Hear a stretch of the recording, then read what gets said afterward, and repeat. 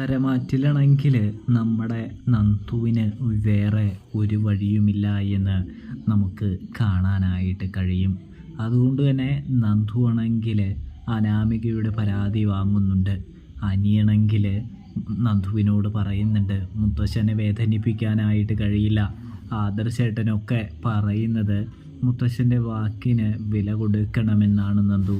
അതുകൊണ്ട് തന്നെ ഈ വിവാഹ നിശ്ചയം എങ്ങനെ മുടക്കണമെന്നൊന്നും എനിക്കറിയില്ല. ഞാൻ എന്ത് ചെയ്യണമെന്ന് പോലും എനിക്കറിയില്ല എന്ന് പറയുന്നു. ഞാൻ ആകെ സങ്കടക്കടലിലാണ് എന്ന് പറയുന്നത് കാണാനായിട്ട് കഴിയുന്നു.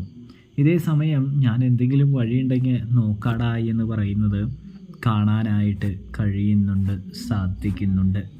അതുകൊണ്ട് തന്നെ നമ്മുടെ നന്ദു ആണെങ്കിൽ എന്ത് ചെയ്യണമെന്നിങ്ങനെ ആലോചിച്ചു കൊണ്ട് നിൽക്കുന്ന ആ സമയമാണെങ്കിൽ നന്ദുവിൻ്റെ മുൻപിലേക്ക് വേണുവും നമ്മുടെ അനാമികയും കടന്നു വരുന്നുണ്ട്.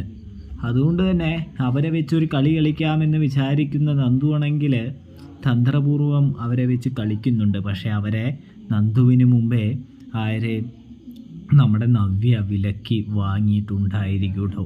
അങ്ങനെ അവരാണെങ്കിൽ നല്ല രീതിയിൽ വന്ന് അനന്തപുരിയിൽ വന്ന് ഗെയിം അവരുടെ കളിക്കുമ്പോൾ ഒടുവിൽ നന്ദു വന്ന് വിവാഹ നിശ്ചയം മുടക്കി അനിയെ അറസ്റ്റ് ചെയ്യുന്നൊരു കാഴ്ച കാണാനായിട്ട് കഴിയുന്നുണ്ട്, സാധിക്കുന്നുണ്ട് പ്രേക്ഷകരെ, പ്രിയ കൂട്ടുകാരെ.